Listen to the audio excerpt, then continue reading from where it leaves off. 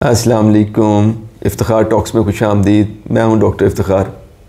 मोहतरम दोस्तों, फिस्चुला जिसे मकामी ज़बान में बगंदर भी कहते हैं, वो पखाने वाली जगह यानी एनस का एक बड़ा ही परेशान कुन सा मसला है। अगर इसका दुरुस्त इलाज मुहैया ना किया जाए तो ये मरीज़ को सालों साल तंग करता है।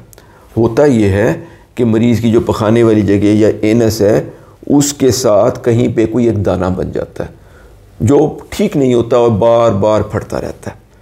अच्छा, इसकी वजह यह है कि दरअसल ये दाना एक आर पार रास्ता है जो कि एनस के अंदर जाके खुलता है। तो इस रास्ते का जो बैरूनी सिरा है वो तो वही दाना है जो मरीज़ आपको पता दिखा रहा है। उंगली लगा के भी बाज़ का मरीज़ उसकी निशानदेही करते हैं, लेकिन यहाँ से शुरू होने वाला रास्ता एनल कैनाल के अंदर तक चला जाता है ऐसे। तो इसका एक दूसरा सिरा अंदर खुल रहा है। आप तस्वीरों में देख रहे होंगे कि एक तार जिसको बैरूनी दाने के ज़रिए डाला गया है वो फिस्चुला के अंदरूनी सुराख से होती हुई एनस के मुंह में से बाहर निकाल ली गई है। तो इस तरीके से फिस्चुला का मरीज़ बुनियादी तौर पर यह शिकायत करता है कि उसकी एनस के साथ बटक के ऊपर जो दाना है वो ठीक नहीं हो रहा। वो बार बार जो है सूज जाता है, उसके अंदर दर्द होता है और हैवीनेस हो जाती है। फिर चंद दिनों में वो फट पड़ता है। फटने से उसके अंदर से रेशा, गंद और ब्लड निकलता है जो बार बार उसके कपड़े ख़राब करता है। लेकिन फटने से उसके दर्द को, सोजिश को बहुत सुकून हो जाता है। लेकिन ये दर्द और सोजिश का जो सुकून है ये सिर्फ चंद दिन या चंद हफ्ते ही चलता है। उसके बाद दाना फिर अपना मुंह बंद कर लेता है, वही अमल दोबारा शुरू हो जाता है। और इसी तरीके से फटने ठीक होने, फटने और ठीक होने का ये अमल सालों साल इसी तरीके से चलता रहता है।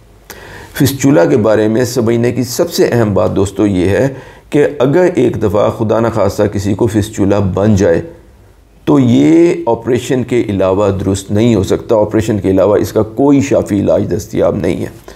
ये तो हो सकता है कि जब दाने के ऊपर सोजिश हो तो उस वक्त दर्द की तकलीफ़ के लिए आप दर्द की या सोजिश कम करने की दवाई खा लें तो आपकी अलामात में कुछ कमी हो जाए। लेकिन दवाइयों से और एंटीबायोटिक से फिस्चुले का इलाज हरगिज़ मुमकिन नहीं है।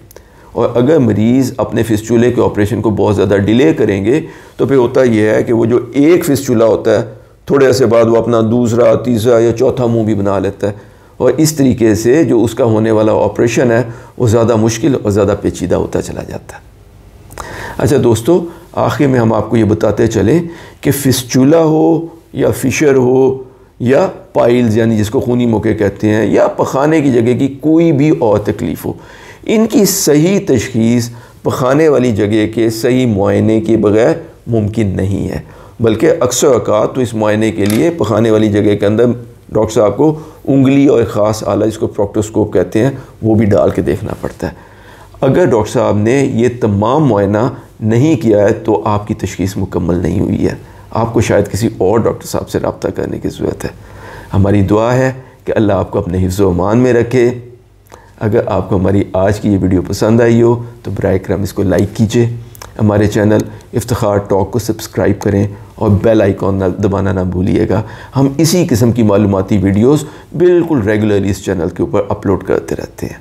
अपना और अपने आसपास के लोगों का बहुत ख्याल रखिए। अल्लाह हम सब का हामी व नासिर हो। अस्सलामु अलैकुम व रहमतुल्लाहि व बरकातुहू।